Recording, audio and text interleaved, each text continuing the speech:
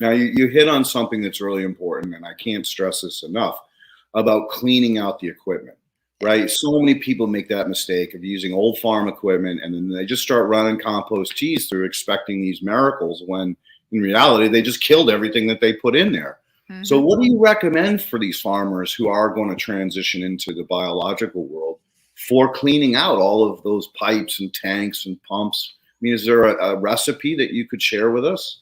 It's typically hydrogen peroxide, and you want about a 3% solution of hydrogen peroxide. So you just go to, your local drugstore and get a container of, 10% hydrogen peroxide. You can dilute it a little bit down to 3%, and then just spray, the sides of the roads, or, where you don't particularly care.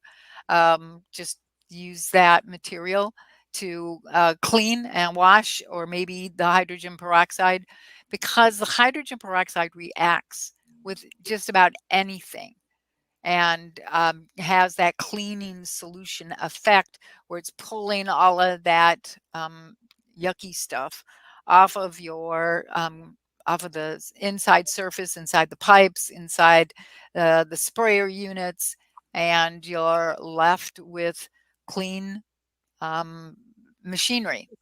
So we do try to get people to not buy things that have a 90%, 95% bend in it, because as the liquid with your compost tea, your compost extract organisms in it, it's coming along and it hits that turn in the pipe, and it all these organisms in there smash into that upper part of the pipe, and then all the dead bodies end up over here, and you've lost perhaps a significant amount of your required organisms, and you don't see what what was going wrong.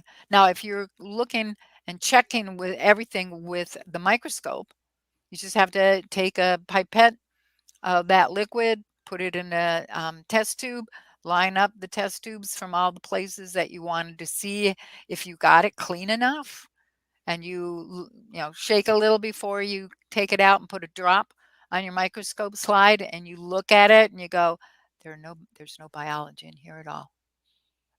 Oh, I Problem. yeah, big problem, because now all that other work that you did is not going to be able to support the problem. You're going to end up with things you don't want happening. What you want is look at that very first slide and go, whoa, look at all that. It's just zooming all over the place. I can't count however many I've got in there. I can't count the number of bacteria, protozoa, nematodes. Okay, that's great. You've got more than enough. And that's all you really have to record, is it's more than enough. So then you look at your second sample and you'll notice, it's improved or it's gotten lower, and you have to understand where you are in that successional process. And that's why we always want to have mentors working with our students. We always want consultants. Once you finish up all of the classes and you're ready to go out and apply all this, you might want to find a close enough consultant to help remind you of the things that you forgot about. How could that happen? Well, yeah, I can talk to you about 75. Well, I'm only pushing 60 and I'm gone. Yep. As long as it's not 71 per day or per hour.